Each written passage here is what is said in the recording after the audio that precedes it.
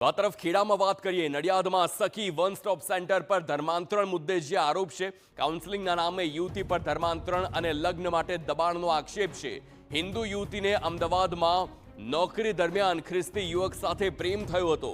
પરિવારના વિરોધ બાદ યુવતીએ 181 અભયમમાં કોલ કરીને મદદ માંગી।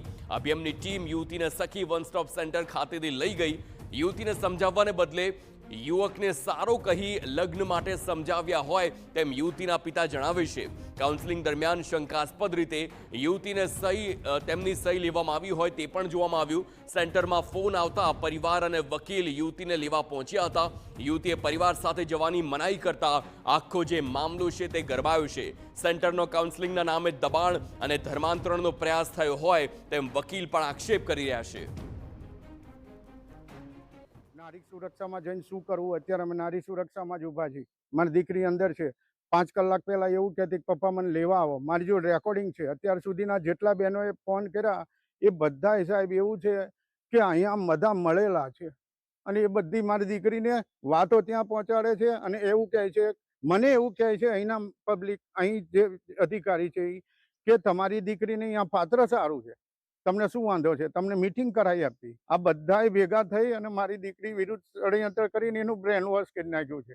જે કાઉન્સેલિંગ બહેનો પોતે ખ્રિસ્તી ધર્મ અને મુસ્લિમ ધર્મ અંગીકાર કરનારી જે બહેનો જે છે, બહેનો એના પિતાને ફોન કરીને ટોર્ચર કરે છે। જ્યાંના મેરેજ બ્યુરો હોય એવી રીતે વાત કરે છે કે તમારી છોકરીએ જે પાત્ર શોધ્યું છે તે ખૂબ સારું છે, એની સાથે લગ્ન કરાવવામાં તમને વાંધો શું છે?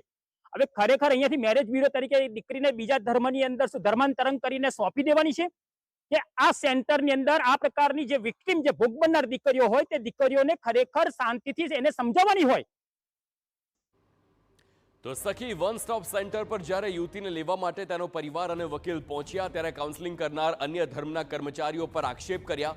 સમગ્ર મામલે મહિલા અને બાળ અધિકારીએ જણાવ્યું કે યુવતીની ઈચ્છા મુજબ આગળની કાર્યવાહી થશે, એમ જ સેન્ટર પરથી કોણે ફોન કર્યો હતો તેની પણ તપાસ થશે।